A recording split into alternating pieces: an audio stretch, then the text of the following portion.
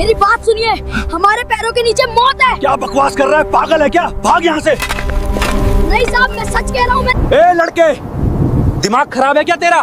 जा यहाँ से। हमारा रडार सिस्टम चालू है, हर जगह सेंसर लगे हैं, पत्ता भी हिलता है तो हमें पता। साहब, आप तो बड़े अफसर हो, आप मेरी बात मान लो, मैं झूठ नहीं बोलता।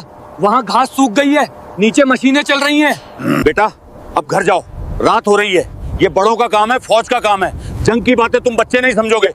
चलो जाओ अपनी माँ के पास। वो मेरी बात नहीं सुन रहे, क्योंकि मैं गंदा हूँ, क्योंकि मैं गरीब हूँ। सरहद पर खामोशी थी, मगर यह वो खामोशी थी जो किसी बड़े तूफान से पहले आती है। भारत की सीमा पर तैनात एक आर्मी पोस्ट पर 50 जवान अपनी ड्यूटी पर तैनात थे। कुछ सो रहे थे तो कुछ अंधेरे में आंखें गड़ाए पहरा दे रहे थे। उन्हें जरा सा भी अंदाजा नहीं था कि उनकी मौत उनके सामने से नहीं, बल्कि उनके पैरों के नीचे से आ रही है। जमीन के 20 फीट नीचे मौत का रास्ता बनाया जा रहा था। दुश्मन देश के 100 से ज्यादा कमांडो एक सुरंग के जरिए भारतीय सीमा में घुसने के लिए तैयार थे। उनके पास अत्याधुनिक हथियार थे और एक ही मकसद था, पूरी पोस्ट को उड़ा देना और सोते हुए जवानों को खत्म करना। लेकिन उन हथियारों और टेक्नोलॉजी के बीच एक चीज थी जिसका अंदाजा दुश्मन को भी नहीं था। एक 14 साल का गरीब बकरी चराने वाला लड़का जिसका नाम विक्रम था। उसके पास कोई रडार नहीं था, कोई बंदूक नहीं थी। उसके पास सिर्फ एक पुरानी लाठी थी और अपने दादाजी की दी हुई सीख। क्या एक मामूली चरवाहा पूरी बटालियन को बचा पाएगा, या फिर वह रात भारतीय सेना के लिए काली रात बन जाएगी? यह कहानी आपको बताएगी कि देशभक्ति वर्दी की मोहताज नहीं होती। अगर आपको अपनी सेना पर गर्व है तो अभी लाइक करें और चैनल को सब्सक्राइब करें। और चलिए सरहद की उस खौफनाक रात का सच जानते हैं। कश्मीर की उन ऊंची पहाड़ियों पर शाम ढल रही थी। सूरज पहाड़ों के पीछे छिप रहा था और अंधेरा चीते की रफ्तार से घाटियों में फैल रहा था। ठंड इतनी ज्यादा थी कि अगर पानी बाहर रह जाए तो वह पत्थर बन जाए। यह इलाका लाइन ऑफ कंट्रोल यानी LOC के बिल्कुल करीब था। यहाँ की हवा में भी बारूद की गंध और तनाव हमेशा महसूस होता था। गांव वाले सूरज ढलने से पहले अपने घरों में कैद हो जाते थे, क्योंकि रात को यहाँ सिर्फ गोलियों की आवाज गूंजती थी। लेकिन उस दिन 14 साल का विक्रम अपनी बकरियों को लेकर घर लौटने में लेट हो गया था। विक्रम बहुत गरीब था, उसके पिता नहीं थे और मां अक्सर बीमार रहती थी। उसका पूरा घर उन 4 बकरियों के दूध और ऊन पर चलता था। विक्रम अपनी बकरियों को अपनी जान से ज्यादा चाहता था।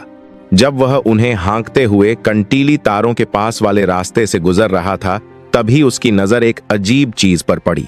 उस इलाके में पिछले 2 दिनों से हल्की बारिश हुई थी, इसलिए पूरी जमीन हरी भरी थी। हर तरफ गीली मिट्टी की खुशबू थी और घास ओस से भीगी हुई थी। लेकिन एक खास जगह पर लगभग 10 फीट लंबी और 3 फीट चौड़ी पट्टी में घास बिल्कुल सूखी और पीली पड़ गई थी, जैसे वहां की जमीन मर चुकी हो। बाकी पूरी पहाड़ी हरी थी, सिर्फ वह एक लकीर सूखी थी। कोई आम इंसान होता तो इसे नजरअंदाज कर देता, सोचता कि शायद धूप ज्यादा लगी होगी। लेकिन विक्रम साधारण लड़का नहीं था। उसके दिमाग में अचानक उसके दादाजी की आवाज गूंज उठी। उसके दादाजी जो कभी फौजियों के लिए गाइड का काम करते थे, उन्होंने मरते वक्त विक्रम को एक बात बताई थी, बेटा जमीन कभी झूठ नहीं बोलती। अगर ऊपर की घास बिना वजह सूखने लगे और पीली पड़ जाए तो समझ लेना कि नीचे की मिट्टी खोखली है, जड़ों को मिट्टी नहीं मिल रही है, नीचे कुछ तो गड़बड़ है। विक्रम वहीं रुक गया। उसका दिल जोर से धड़कने लगा। उसने अपनी बकरियों को वहीं छोड़ा और दबे पांव उस सूखी घास के पास गया। उसने अपने घुटने मोड़े और हाथ से जमीन को छूकर देखा। बाकी जमीन बर्फ जैसी ठंडी थी, लेकिन घास की वह सूखी पट्टी हल्की गर्म थी। विक्रम समझ गया कि यह कोई कुदरती घटना नहीं है, जमीन के नीचे कुछ तो है, कुछ ऐसा जो गर्मी पैदा कर रहा है और जिसने मिट्टी की नमी सोख ली है। उसने अपना कान जमीन पर लगा दिया। वह अपनी सांस रोककर सुनने लगा। पहले उसे सिर्फ हवा की साएं साएं सुनाई दी, लेकिन फिर उसे एक धीमी सी आवाज सुनाई दी, खुर्र खुर्र खुर्र, जैसे कोई बहुत गहराई में खुदाई कर रहा हो या लोहे से मिट्टी काट रहा हो। विक्रम का खून जम गया। यह आवाज चूहों की नहीं थी, यह आवाज मशीनों और इंसानों की थी। उसे लोहे के टकराने की धीमी आवाज भी सुनाई दी।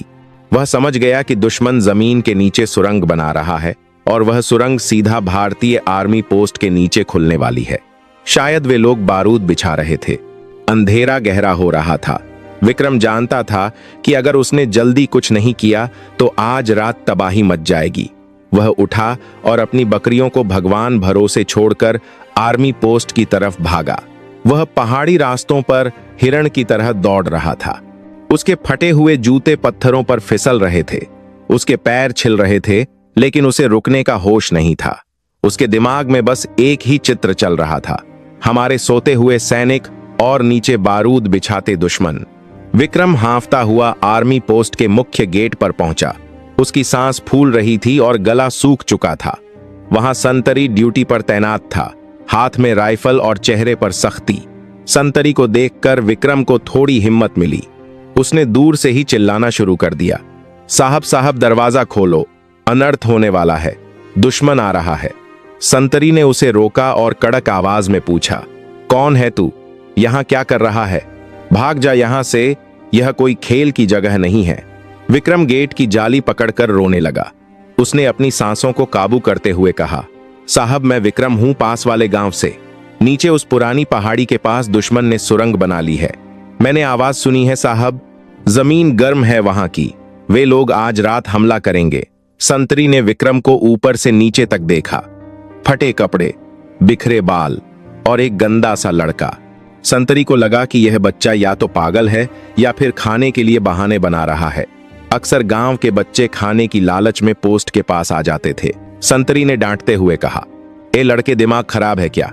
हमारा रडार सिस्टम चालू है, हमारे पास सेंसर लगे हैं। अगर कोई सुरंग होती तो हमें पता चल जाता। तू हमें सिखाएगा? चल भाग यहां से, वरना डंडे पड़ेंगे।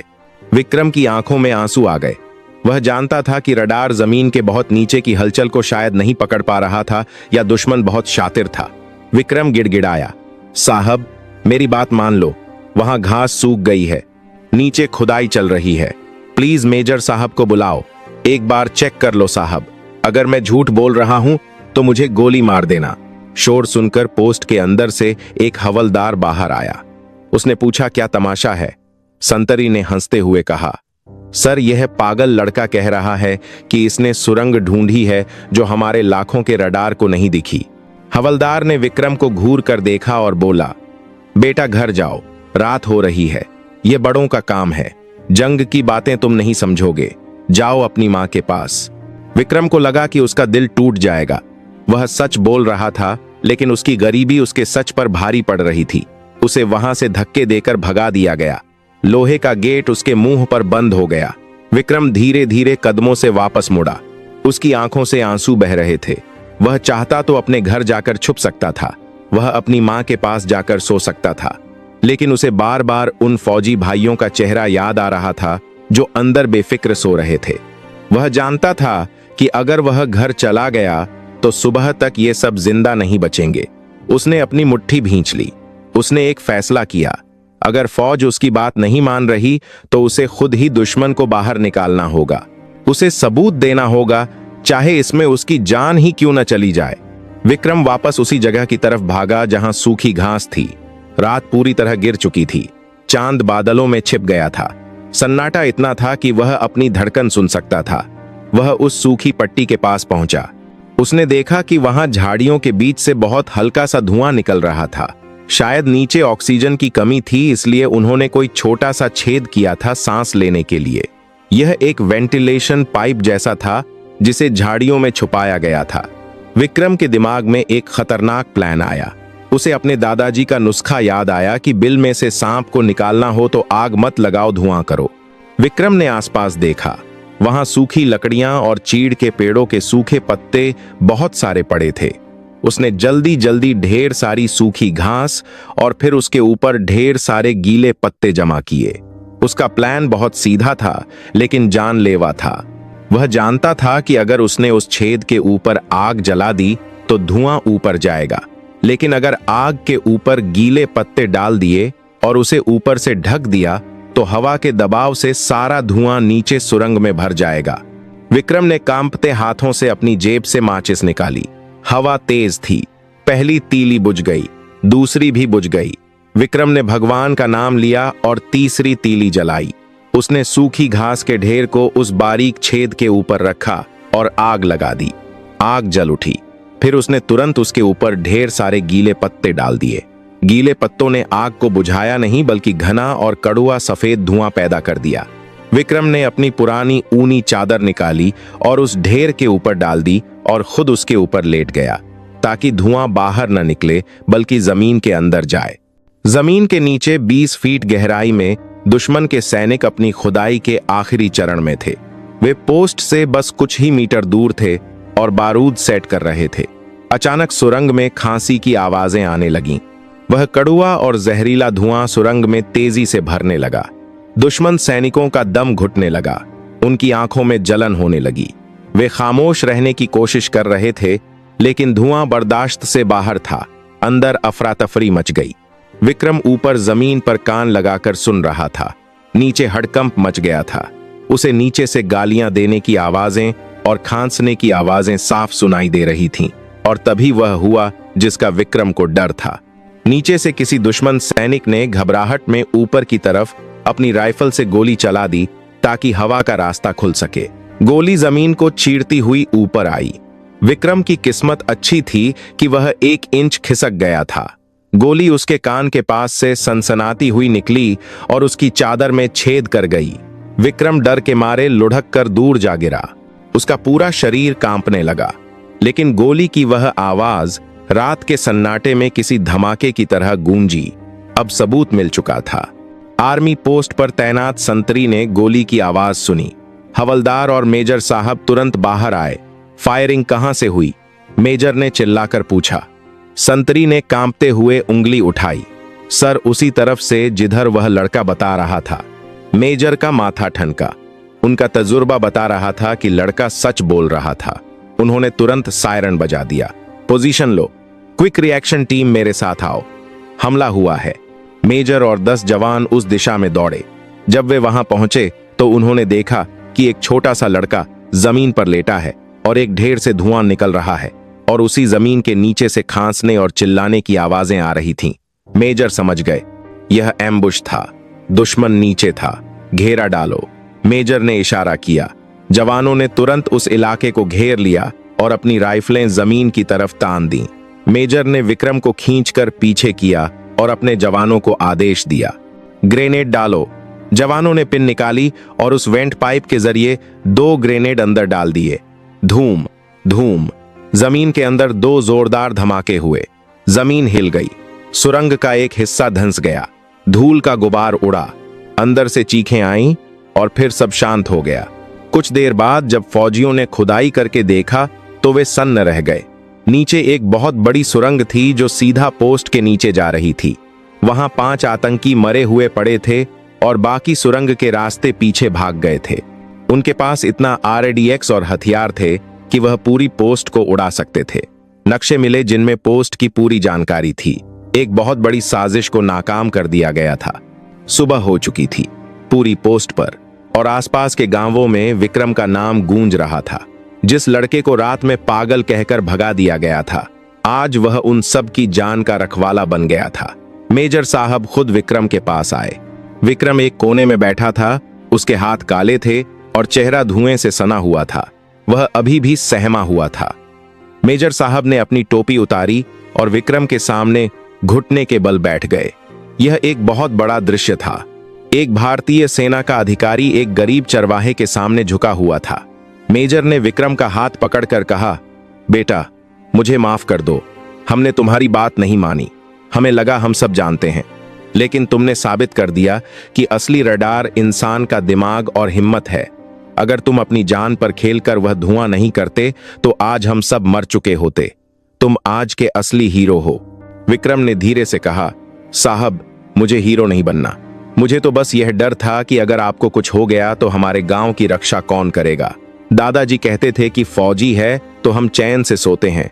मेजर की आंखों में नमी आ गई। उन्होंने विक्रम को गले लगा लिया। वहां खड़े हर जवान ने उस छोटे बच्चे को सैल्यूट किया। खबर जंगल की आग की तरह फैली। दिल्ली तक बात पहुंची कि कैसे एक बकरी चराने वाले ने एक बहुत बड़ी घुसपैठ नाकाम कर दी। अगले दिन एक समारोह हुआ। बड़े अधिकारी आए। विक्रम को सम्मानित किया गया। जब उससे पूछा गया कि उसे इनाम में क्या चाहिए, पैसे या नौकरी, तो विक्रम ने जो जवाब दिया उसने सबका दिल जीत लिया। विक्रम ने कहा, साहब, मेरे पास तो सब कुछ है, लेकिन मेरे गांव तक पक्की सड़क नहीं है। जब कोई बीमार होता है तो उसे कंधे पर उठाकर शहर ले जाना पड़ता है। मेरी माँ भी बीमार है। अगर हो सके तो मेरे गांव के लिए सड़क बनवा दीजिए ताकि एम्बुलेंस आ सके। उसकी निस्वार्थ मांग सुनकर वहां मौजूद हर शख्स ने तालियां बजाईं। सेना ने तुरंत वादा किया कि सड़क भी बनेगी और विक्रम की आगे की पढ़ाई का पूरा खर्चा भी सेना उठाएगी। आज विक्रम उस पोस्ट का सबसे लाडला बेटा है। अब जब भी वह अपनी बकरियां चराने वहां से गुजरता है तो संतरी उसे रोकते नहीं हैं, बल्कि उसे देखकर मुस्कुराते हैं और सैल्यूट मारते हैं, क्योंकि वे जानते हैं कि वर्दी सिर्फ कपड़ों से नहीं बनती, वर्दी बनती है उस जज्बे से जो देश के लिए धड़कता है। उस रात विक्रम ने साबित कर दिया कि देश की रक्षा सिर्फ सरहद पर खड़ा जवान नहीं करता, बल्कि देश का हर वो नागरिक करता है जो जाग रहा है। दोस्तों, इस कहानी ने साबित कर दिया कि देशभक्ति किसी हैसियत की मोहताज नहीं होती। एक छोटा सा लड़का भी देश की ढाल बन सकता है। अगर विक्रम की बहादुरी और समझदारी ने आपके दिल को छू लिया है तो कमेंट बॉक्स में जय हिंद लिखना न भूलें।